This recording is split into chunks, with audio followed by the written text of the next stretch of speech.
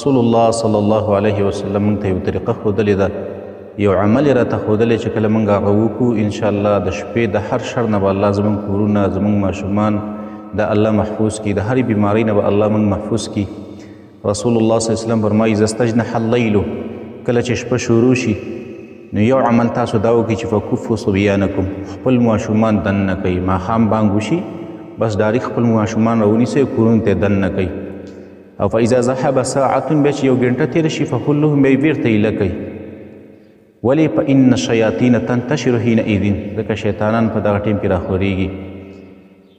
او دویم عمل تاسو دا وکئ چې فاغلقوا الابواب، خپلې دروازې بندې کړئ. ولې؟ فإن الشیطان لا یفتح بابا مغلقا، شیطان بنده دروازه نشي کولاوه. ولې؟ واذکروا اسم الله، او د الله نوم هم یاد کړئ چې کله دروازه بندوله. او دریم عمل دا وکئ چې واوقو قربکم، تاسو خپل اوبو لوښي چې دي دا بند کړئ. قرب پخوا به مشکونه په هغې کې به څه مه زیړتلی او دا بند کړئ. په بل حدیث کې د اوبو لوښی راغلی دی، اوبو لوښي هم پټ کړئ. او وخمروا آنیتکم، خپل د خوراک ټول لوښي چې دي دا پټ کړئ، سرونه پرې کېږدئ. ولې؟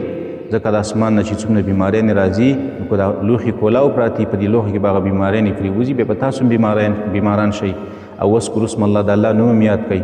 او بل عمل دا وکړئ چې واطفئوا مصابیحکم، تاسو خپل چراغا او خپلې ډیوې او خپل بلپونه بند کړئ او د الله نوم یاد کړئ. دا عمل چې تاسو وکړئ نو الله پاک به زموږ دا کورونه زموږ د ماشومان دا به ټول الله پاک محفوظ کړي.